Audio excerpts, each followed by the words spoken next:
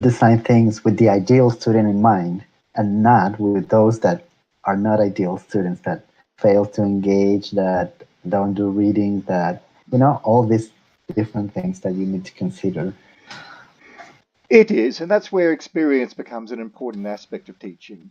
Um, Yeah. Having all the theories is well and good, but until you've actually been in a classroom and had to cope with all the variances involved in education, um, you don't really have a good appreciation of how flexible you need to be to Yeah. have a successful educational environment.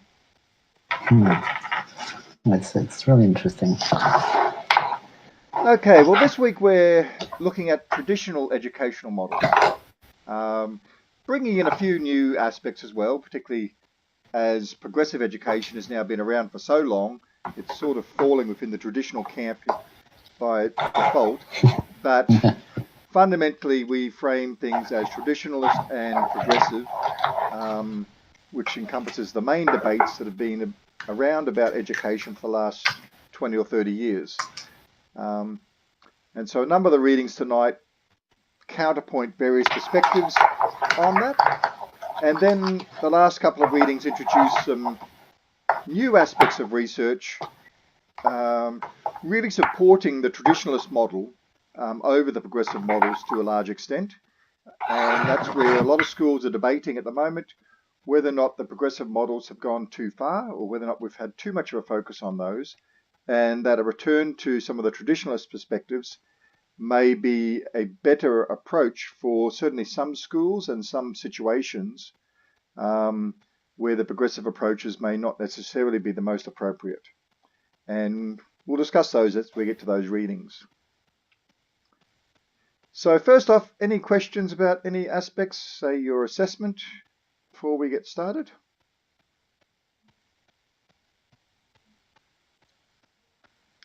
I haven't started at all. I mean, I have the idea of what I want to do and how, but because assignment one helps, but I still have not yet come to that part of the actual plan of implementation plan. So I'm still doing some literature research, like finding the text that will support my Mm-hmm. claims and maybe find a couple of case studies too. Yes, you may also just find it helpful to just start trying to articulate your plan, even if you just have an understanding of a few small elements at this stage, and then allow it to grow as you think about and consider various supporting aspects of what you want to achieve. Um, Generally, most people have got sort of some idea of what they would like their educational environment to transform into. And indeed, some of the concepts we look at tonight might prompt some of those thoughts. But yeah, that's my suggestion is just get started on some elements of the plan, work those through, and then think about how others might come along for the ride as you expand out what you want to achieve. But that's just one approach. There is the other approach of trying to consolidate it all beforehand and get it all in your head. Um, the only suggestions there could have it be doing some mind mapping and some sort of structuring to try to frame what you want to achieve. And also, don't try to achieve everything. Plans have to be somewhat realistic. They certainly should be aspirational, but they also have to be achievable. And trying to achieve every possible outcome is doomed to failure. And so you do have to make some decisions on what you really want to achieve and allow some aspects just to be part of the next plan or someone else's responsibility. Yeah. And I see how this has just dropped out on us, but we'll keep on going and hopefully he and some others may be able to join us soon. Okay, well, I guess we better get into the readings then. So the first reading is the one by Chandler, Traditional and Progressive Schools, Identifying Two Models of Educational Practice. So what did you think about this reading? Hmm. I'm trying to find he has a table here somewhere. Oh, here, found it. I think that making such separation is kind of difficult now. Like uh, as now, It was just me. apparently, yeah. Yes, you seem to have dropped off for a second, but you're back now. Yeah, it said that like the connection is lost or something. Okay, that can sometimes happen if your internet connection is disrupted or drops too low for a moment. Okay. I thought we were talking about our assignment. So, Okay, well, before we get into the work, do you have any questions about the assignment?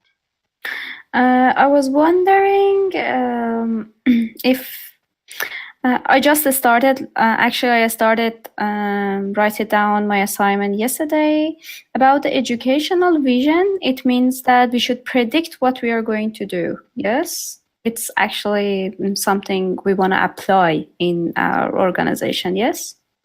Well, that's the intent. Obviously, you may not have an opportunity to apply your plan, but the intent is for you to go through the process of creating a plan as though you were wanting to apply that in an educational organization.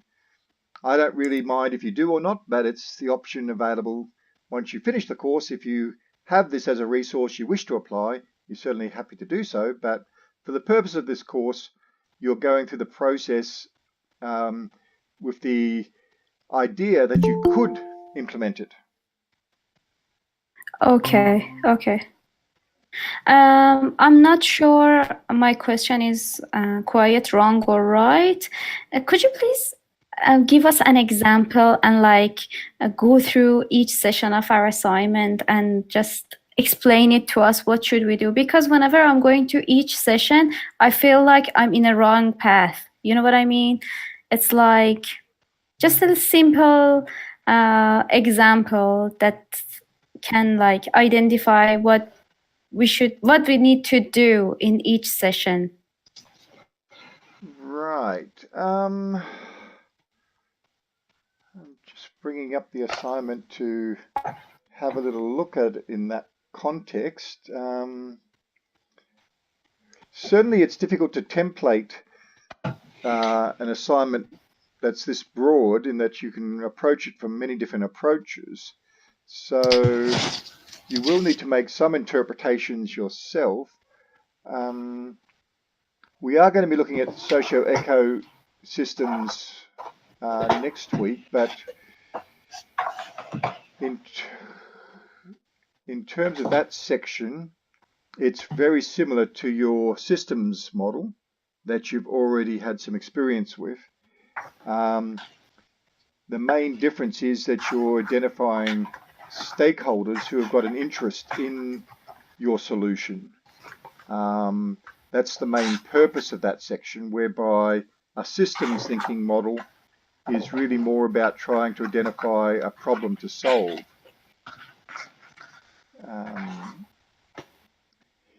So once you've tried to understand your organization, you compare that with the vision statement that you developed. We talked about that extensively last week. And try then to identify what opportunities exist in the gap between what you'd like to have achieved, so what your vision is, and what the current situation is.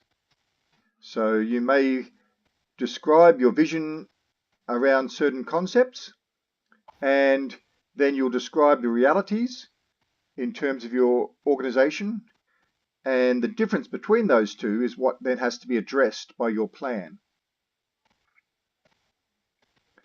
And to assist you in doing that, you break that up into 3 stages.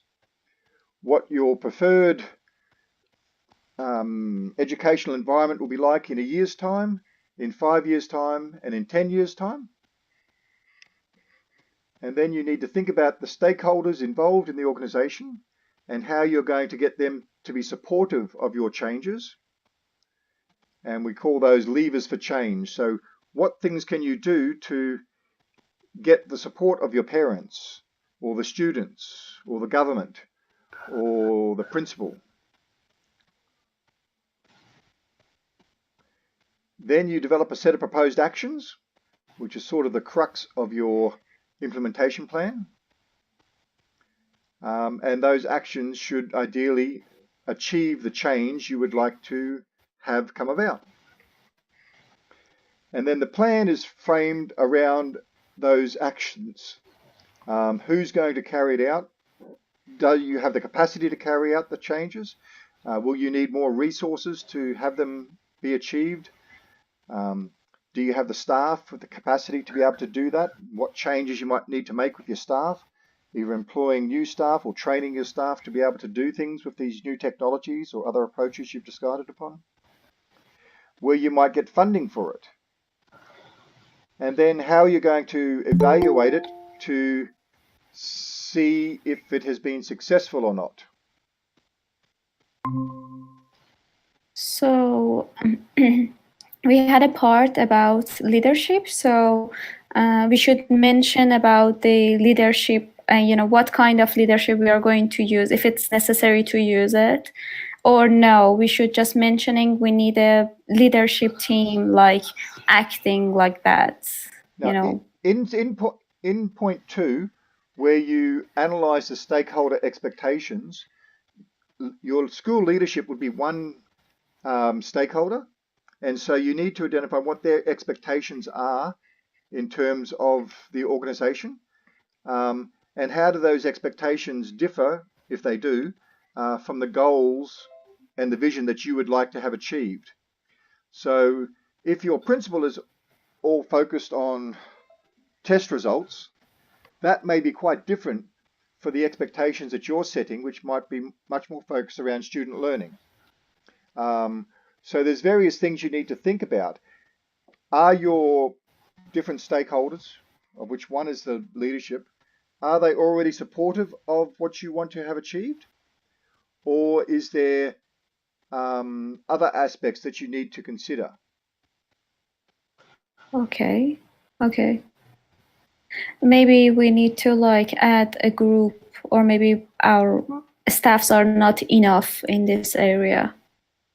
So could you say that again? It will be like that. Maybe because I think that our staffs are not enough to handle the whole thing in our organization. So I need to mention that we need some group of people, maybe 1 or 2, to add next to the principal to help her to do some things if I want to achieve this vision. Yes, correct. And that's okay. What you would define down in step 7, the levers for change needed to get your stakeholders aligned. So if your school leader needs to understand the technology in order for them to be supportive of it, then having someone show the leader how to use the technology or show the benefits of the technology to that leader would be an important aspect of your implementation plan. Okay. And when it said that in 1, 5, or 10 years, it means that we can apply something, and if it's not possible in 1 year, we can change it to other things. Yes. Correct. So the idea is that most implementation plans will need to be staged. So you do something, and then when that is achieved, you do the next thing, and then when that is achieved, you do the next thing. Going straight to the final thing is often problematic. So describing your preferred systems in those 3 time frames will then hopefully, when you get to step 8 in terms of developing your proposed set of actions, you'll break those into similar time frames of when things can be achieved by. Okay, got it. Okay, so get started with it, and more questions will arise as you start developing it. That's what these sessions are for, to help you explore those aspects. So more than happy for you to ask questions and to tease out the different possibilities that can come about in developing an implementation plan.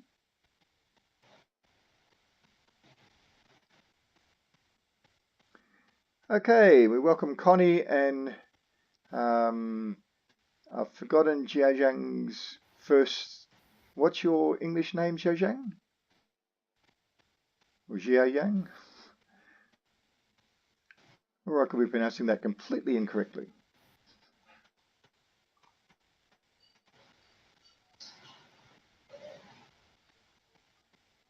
Okay. So we have the readings for this evening. If there's no other questions on the assessment at this point, we'll have another go at assessment a bit later. Let's go back to have a look at the readings.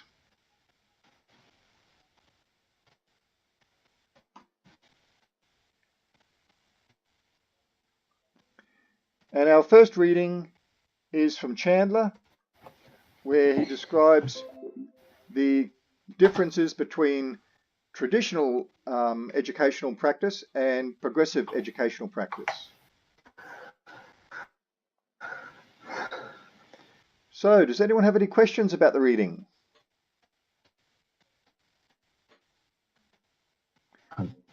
Yes, I Also, assume. yeah, I'm gonna go. The view. He makes a comparison of the two educational models on trade schools. But you see now, like for example, when we talk about curriculum, even the Australian curriculum still focused on academic areas. However, the teaching approaches are mostly progressive. So I think that I don't know if it's possible to get to this conclusion, but sometimes having a little bit of both can be helpful, especially if you're thinking about certain or specific subjects or specific skills that you need to work on.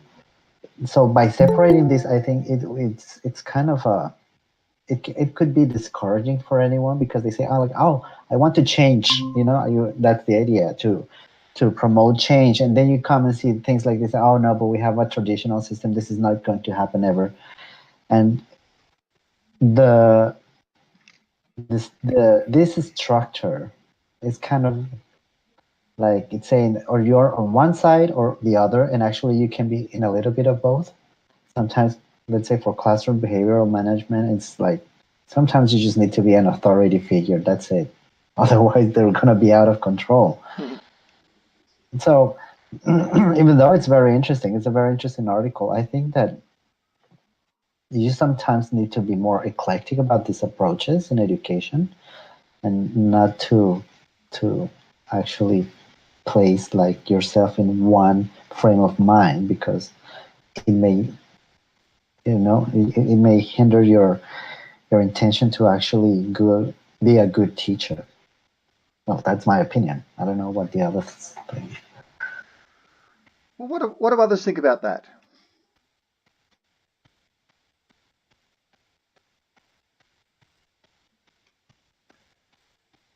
And if you're typing, I won't be able to see it.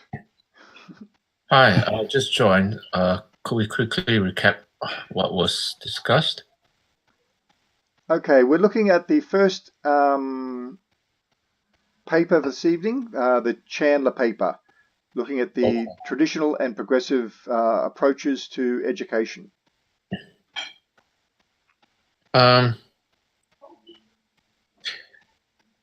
This article is US based in Ohio.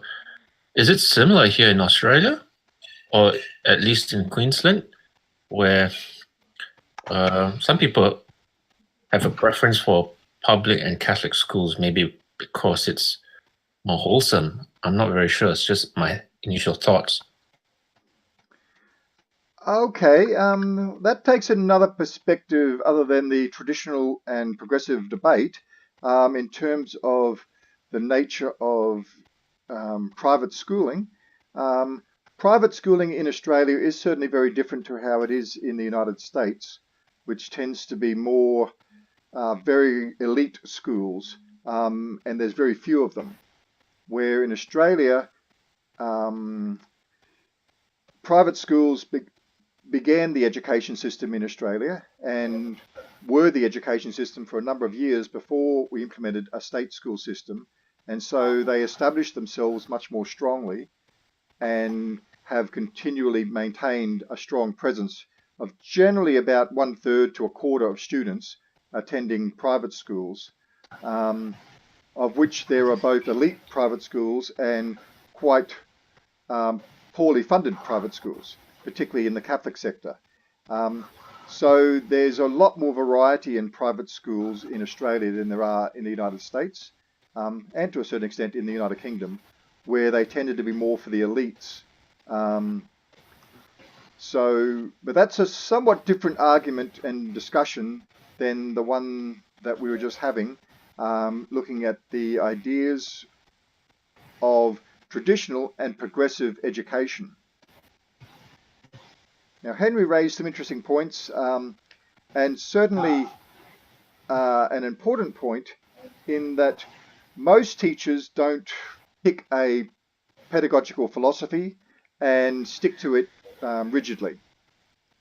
There are times when a school, led generally by the school leadership or the principal, will decide upon a particular approach and pedagogy and have that as the main focus of the school. And then teachers are generally expected to support that approach.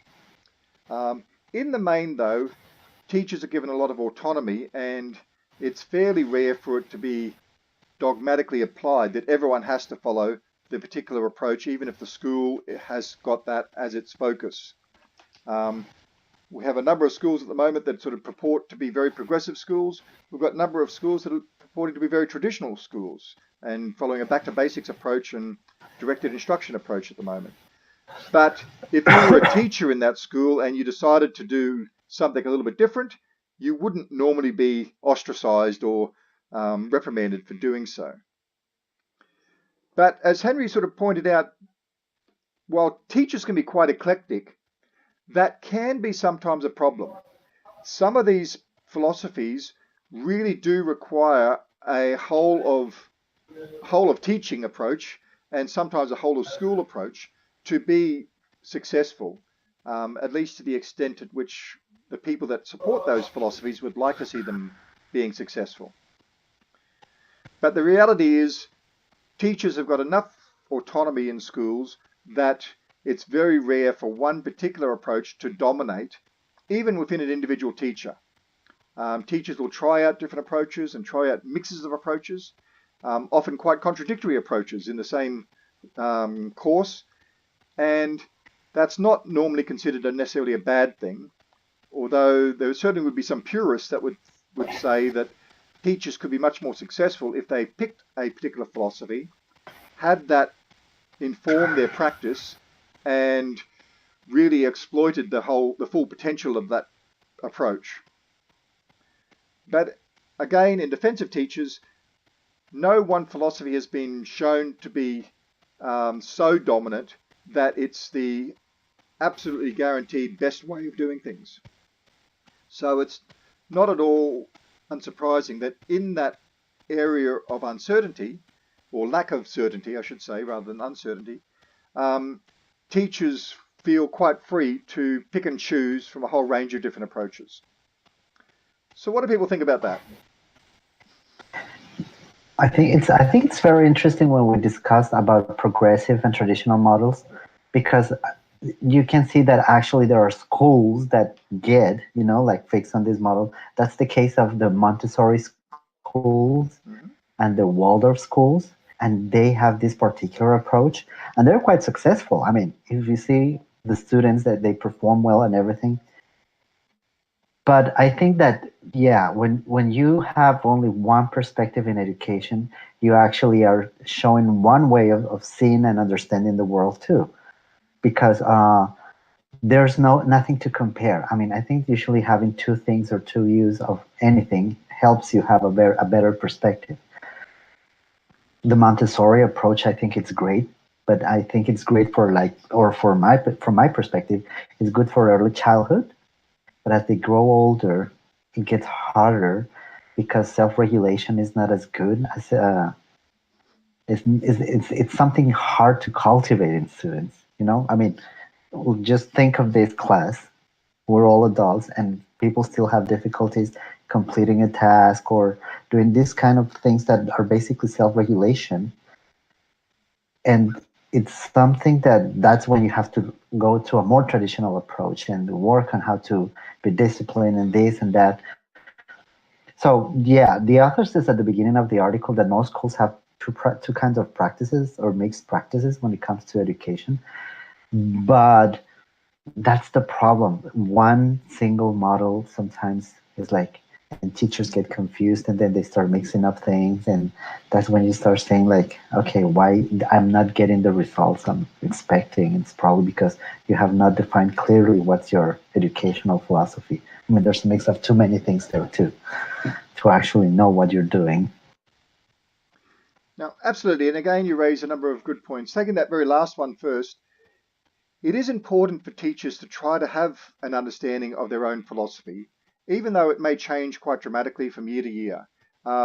Just a process of self-reflection can really help a teacher develop by realizing that they're making decisions that do fit within some sort of larger framework. And that can help them progress those decisions by knowing that there's some support for the approach that they may be undertaking. But the other aspect you brought up around the whole idea of differences is a very important one. Most healthy systems have a good variety, and we know that from evolution.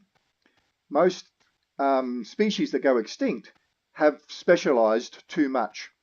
Having enough variety means that if circumstances change, then the majority may die off, but there'll be enough variety that there's something that's going to work and things can progress on. And since we don't have a certainty of what the best approach is, it also allows us to continue experimenting and exploring new ideas, where if we were all doing the one approach, it would be much more difficult to have experimentation in that space. So it would be nice if we knew the best approach to use and then everyone could just adopt that, but we're quite a long way away from that, and thus having a good variety of approaches. And back to the point that I think it was Adrian made, the idea of having different systems is also a good thing in a culture. We can have a private system, we can have a state system. Both have got certain advantages and disadvantages, and they can often drive each other to continue to improve. The state system is always considered somewhat behind in terms of access to resources and academic performance, and so they're always striving to improve to catch up with the private system. But the private system is often very specialized and isolated, where the state system can do things across a huge number of students and teachers that private schools can't hope to match. And so we saw that very much so probably 20 years ago now, where technology was first being introduced into schools in terms of computers and so forth. And private schools advertised the number of computers they had and made that as their point of difference. And every private school advertisement would show computers and technology being used because the state system couldn't really afford it. Now, though, things have changed quite dramatically. And to a large extent, the state system has got more technology than many private schools. And it's somewhat the reverse. And the state system has got a much larger, well-coordinated infrastructure that supports all of their schools, and it's got a lot of internal interactions that private schools don't have. So things can change even with aspects of technology around those things. And having a diversity means that the change can be a good thing, that we can find new ways of progressing rather than being stuck or remaining static with an approach that's not evolving. But what do people think about those concepts?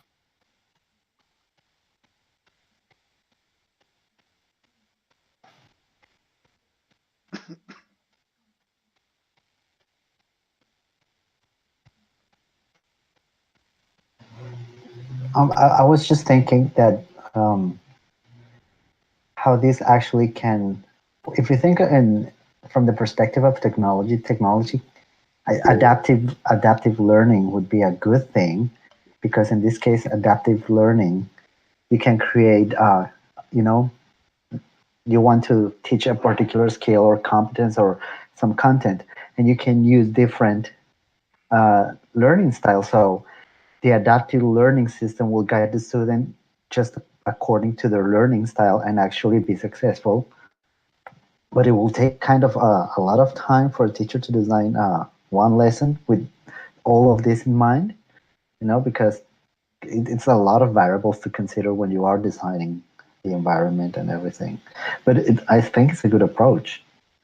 Yes, that would probably fit more within the definition of differentiated learning.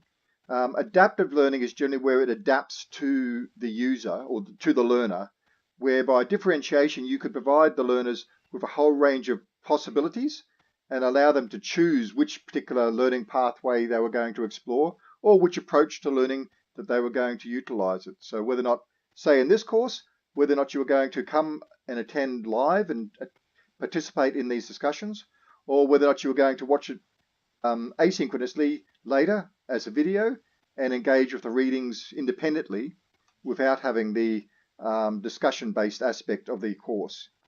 So giving people choice allows them to have some autonomy and agency over their learning, which is always a good thing metacognitively in terms of supporting their learning, rather than being forced to approach learning in one particular way. It also helps them to cope with various restrictions and constraints they may have, being able to attend or learn in any one particular time. Or they may just be feeling particularly bad one day and not wanting to engage with the learning. And so they don't have to come along to class and attend that. They might be able to do things differently. And in schools and in classrooms, it might be similar. Some days kids might want to get together with their friends and talk and chat and be very social in their learning. Other days they may want to be more independent and focused and working on their own. And allowing that flexibility in a classroom can suit students in different times without pigeonholing them into one particular approach or learning style that they have to stick with on a continuous basis. Now, Connie makes a few points. Best to have different models for teachers to try out in their classes. And if only one model or the best model, it may not be suitable for some classes. And another good point, the whole idea that picking one particular educational approach is going to be well suited for all students in all circumstances across the entire country in Australia's perspective or the entire world is quite fanciful. Students in a remote Aboriginal school on Cape York may need to approach their learning quite differently to those in a private affluent school in Sydney. So it's an important aspect to consider that while these theories and philosophies of education are quite attractive and quite alluring, they shouldn't be applied dogmatically because there's going to be some circumstances where they almost certainly won't fit. And Henry mentions some stuff around age-appropriate pedagogies suitable for early childhood. Absolutely. And indeed, in many cases, early childhood education has been ahead of the game in some of these aspects, whereby realizing that addressing the needs of individual children has been the focus, whereby in most primary and high schools, it's addressing the needs of the curriculum rather than the child. And a lot of the aspects of progressive education is around that shift towards addressing the needs of the child rather than the external requirements of the curriculum or the subject matter and things of that nature. But that said, that then also is challenged by traditionalist approaches whereby there's some inefficiencies built into that accommodation aspect. So let's get back to those papers that discuss those things.